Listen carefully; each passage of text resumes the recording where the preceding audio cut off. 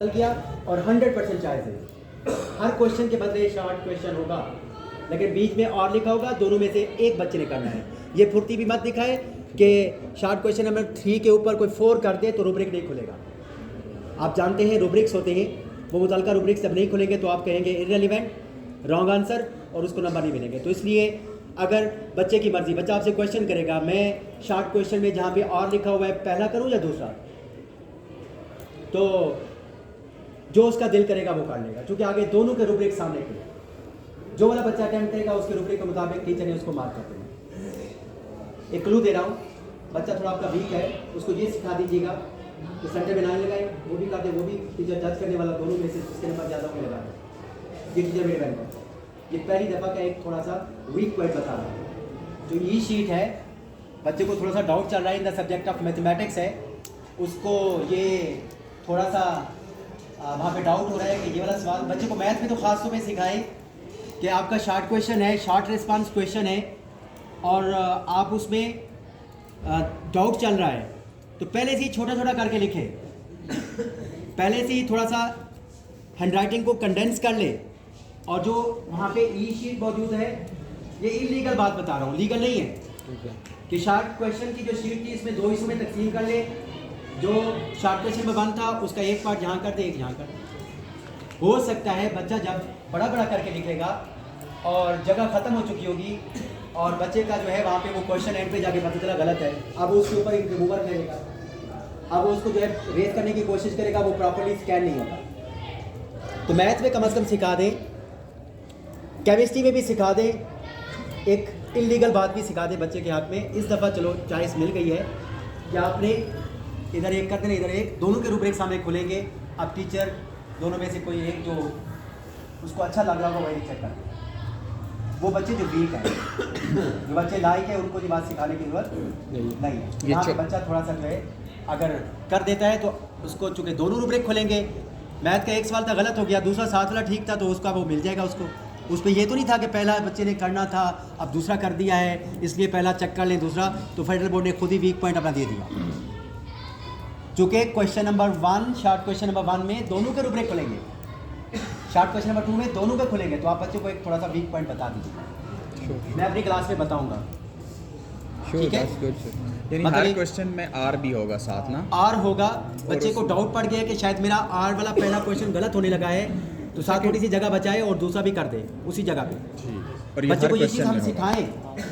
अगर वो बच्चा वो वाला क्वेश्चन किसी और जगह पे करेगा तो रूब्रिक नहीं खुलेगा और हम उसको इररिलेवेंट करते हुए 0 मार्क्स देंगे। हमें फेडरल बोर्ड ऑप्शन देता है, बच्चा अगर कोई क्वेश्चन गलत जगह पे जाके करता है, वहाँ पे लिखा होता है कि forward to the head examiner, फिर हेड एग्जामिनर के पास भी ऑप्शन नहीं होता, तो वो ऑटोमेटिकली सुपर हेड को जाता है, सुपर हेड के पास भी ऑप्शन नहीं होता, तो एक और मैनुअल मार्किंग हो रही होती है, वहाँ भेजा जाता है। बजाय हम आंखें बंद करके अपने ज़मीर को मुतमईन करते हुए हम बच्चे को वहाँ पे ये करके आ जाएं कि जी बच्चे ने गलत किया है, सवाल ठीक था, गलत जगह पे हो गया तो गलती तो हो गई ना, आप मैनुअल मार्किंग के लिए भेज दें, बच्चे का वो चेक हो जाता है। तो ये बच्चे को वहाँ पे पहली तो बात है उससे सिखाएं कि आप जो है वहाँ पे कहीं और जगह पे ये करें ना। अगर कर चुका है तो फिर बीइंग अ सब एग्जामिनर, अगर आप मार्किंग कर रहे हैं तो बच्चे पे थोड़ा सा रहम खाएं। आपकी सोच समझ में नहीं आ रहा, आपको ऑप्शन तो मिला हुआ है ना कि वहाँ पे आप सेंड करते टुवार्ड्स हेड एग्जामिनर, आपकी जान छूट गई। अगर आपने उसको 10 में से 10 मार्क्स बनते थे 3 दे के या 1 दे के आपने उसको गलत कर दिया, अब मैं हेड साथ बैठा था, मैं वहाँ पे 8 दूंगा, तो आप डिसक्वालीफाई होकर ज़िंदगी भर के लिए मार्किंग से बाहर हो गए। अगर आपकी ऐसी 6 मिस्टेक 10 मिस्टेक्स आ गई, आपको सिस्टम ब्लॉक कर देता है, बहुत सारों को ब्लॉक किया भी है, उससे आपकी जो मजदूरी होती है जो आप कर चुके होते हैं वो भी ज़ाया हो जाती है, वो फिर वो वाली पेमेंट भी आपको नहीं करती जो आप जो है पहले मार्किंग कर चुके हो। तो इसलिए आप उसको मैनुअली मार्किंग के लिए भेज दें, आप उसको हेड को रेफ़र कर दें, खुद अगर समझ नहीं आ रही तो खुद उसमें वहाँ पे जो है सॉल्व करने की ट्राई ना करें उस इशू को। तो ये हमारे पास सेक्शन बी है। सेक्शन बी में 11 क्वेश्चन होंगे in the subject of chemistry और 9 क्वेश्चन होंगे, इसको हम टर्मिनोलॉजी में कहते हैं शॉर्ट रिस्पांस क्वेश्चन। हम बच्चों को शॉर्ट क्वेश्चन बोलते हैं, फेडरल बोर्ड इसके लिए शॉर्ट रिस्पांस क्वेश्चन की टर्म इस्तेमाल करता है। तो ये शॉर्ट क्वेश्चन होते हैं, not more than 3 to 4 lines, और हम चाहते हैं कि शॉर्ट क्वेश्चन में हम बच्चे को ये कतई नहीं कहते कि जी स्टेट द प्रिंसिपल, हम कहते हैं describe or explain the and explain, short question में भी हम जुल्म कर रहे होते हैं। वर्ड यूज कर सकते हैं लेकिन फिर लिख देना कि एक्सप्लेन ब्रीफली। ये होता है पेपर में क्वेश्चन का स्टेम जो कि हम क्लियर नहीं करते और बच्चा भी कंफ्यूज होता है, आगे मार्किंग करने वाला भी कंफ्यूज होता है, तो हम वो स्टेम मतलब ये क्लियर नहीं कर रहे होते। ये था सेक्शन बी, यहाँ पे बच्चे को 100% चॉइस होगी, यहाँ 9 के 9 क्वेश्चन में चॉइस होगी। 9 सेक्शन सी की बात करते हैं और ये अप्लाई हो रहा है for all subjects other than English and Urdu. उनका अलग मॉडल पेपर है जो 6 अक्टूबर को आया था, उनके ऊपर वही अप्लाई हो रहा है। लेकिन ये चीज़ें जो मैं आपको बता रहा हूँ ये इवन फॉर पाकिस्तान स्टडीज़ भी अप्लाइड है, even for subject of Islamic education, Islamiat लाजमी पे भी अप्लाई है और साइंसेज सब पे अप्लाई कि हर क्वेश्चन में चॉइस होगा। अब बच्चे की तो मौज लग गई, वो पाकिस्तान स्टडी का पहले ही जो है 4 शार्ट क्वेश्चन होते हैं एक्सरसाइज में और 4 और बाकी होते हैं, तो उसमें भी बच्चे को आर मिलेगा।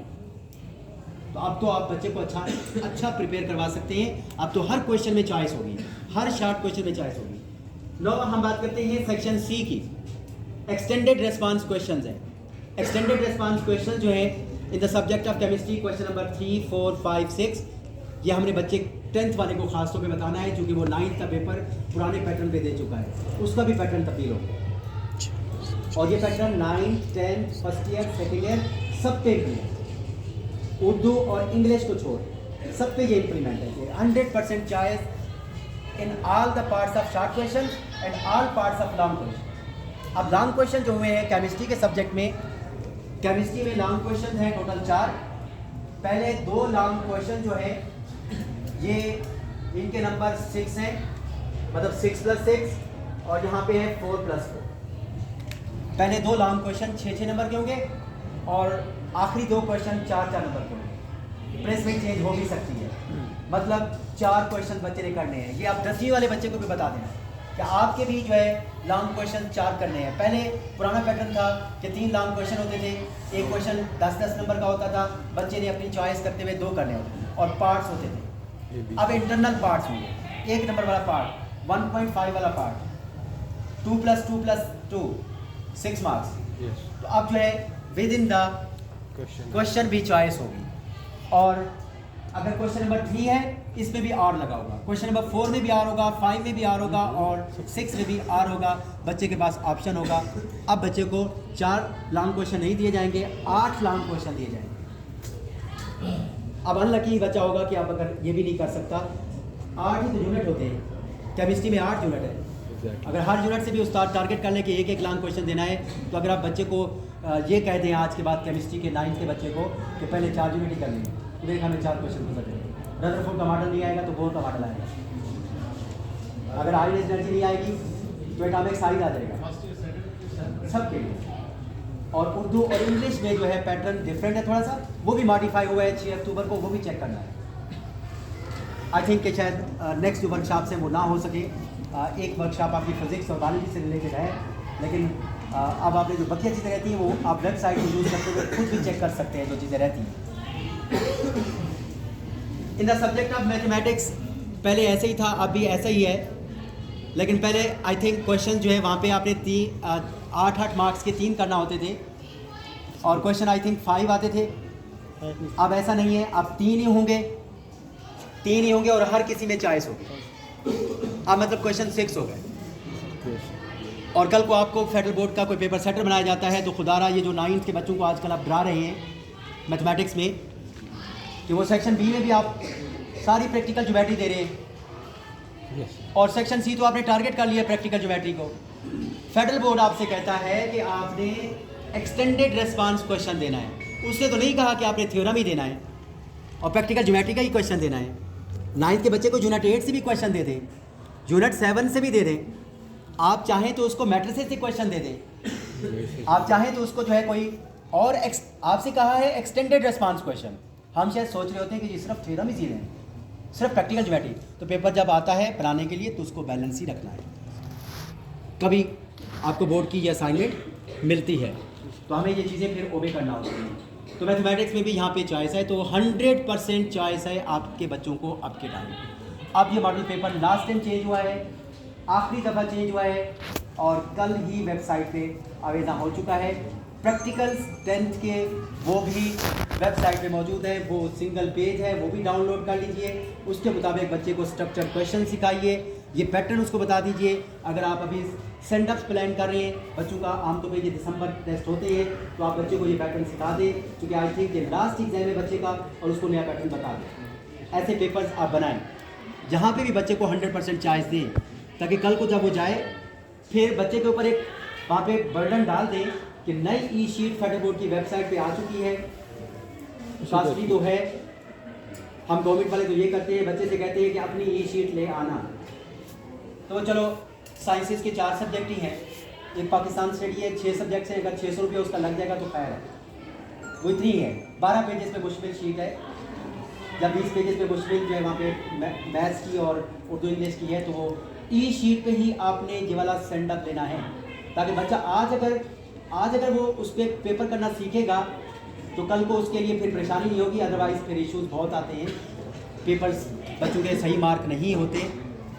तो हमने ये चीज़ देखनी है। तो ये है पेपर पैटर्न, इससे रिलेटेड कोई अगर कन्फ्यूजन। जी सर।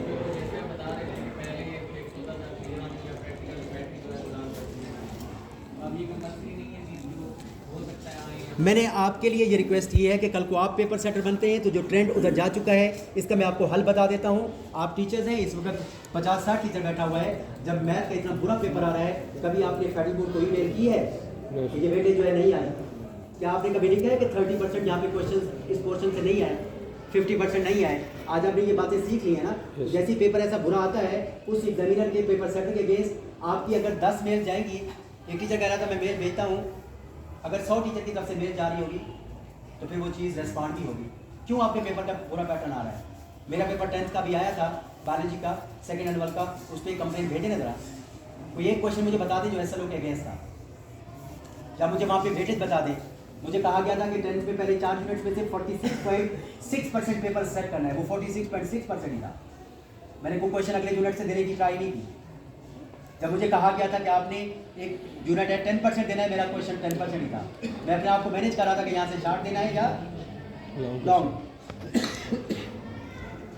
तो आपके पास है, एक फोरम है, आपका स्कूल है, आपका कॉलेज है, एक पेपर पे लिखिए वो पॉइंट्स, साथ पेपर अटैच करिए, थोड़ा सा टाइम निकालें ना, और फेडरल बोर्ड को पार्सल कर दीजिए, या अपना मोबाइल खोलिए, ईमेल में वो 10 सेंटेंस लिखिए, वो 10 कंप्लेंट्स लिखिए, और वहाँ पे वेबसाइट खोलेंगे तो the chairman, to the secretary, controller, वहाँ पे strong room, controller secrecy, controller research जो सबसे ज़्यादा बोलता है।